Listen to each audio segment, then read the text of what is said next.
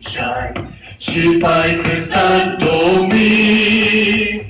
Tutur Saprancha Jinyale Kapasika dan Yang baru semuanya kecuali. Nam Shani Sen Naga Bulut Minsen Yete Tingin Kalong Jinjo Kanjot Dunya Bertai Ninjot Kaka Jingen Ninjot Kaka Jingen Oda Jinjot Gan Burong Ninjot Kaka Bertai Lama trong ilong ke cingin.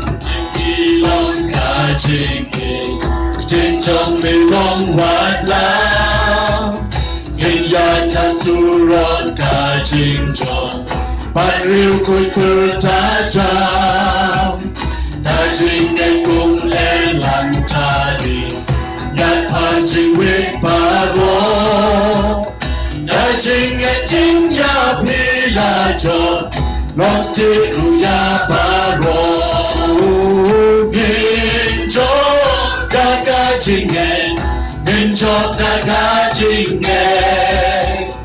Oda chính cho gan burong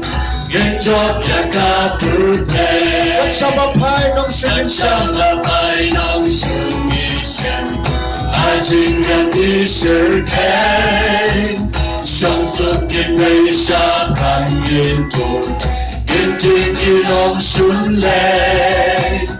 Ginpang yaka jing pen Bạn bộ đã chính sĩ xa Cả bờ thầy lớn căn xa kênh đùa Tăng yốt theo chính xa hoa Nghìn chốt đã cả trình hẹn Nghìn chốt đã cả trình hẹn Ô đã chính chốt căn bù rộng Nghìn chốt đã cả bờ thầy Kita baca ilong Kita baca yang tranh cuộc đi em ai hàng ngày ngắt mắt trong kỳ an nghèo cứ tranh trong tim lá sai từ đó lần đi lòng cả chính sai tôi luôn ai luôn hạ u nên chót đi xí bay cả chính buồn hai cái tranh u chỉ su nên chót ta cả trình nghề nên chót ta cả trình nghề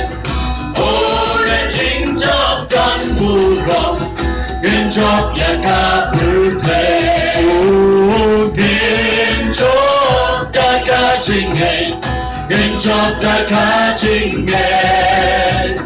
ô để chính chót con bù rộng nên chót ta cả bự thể Tuhan kerku.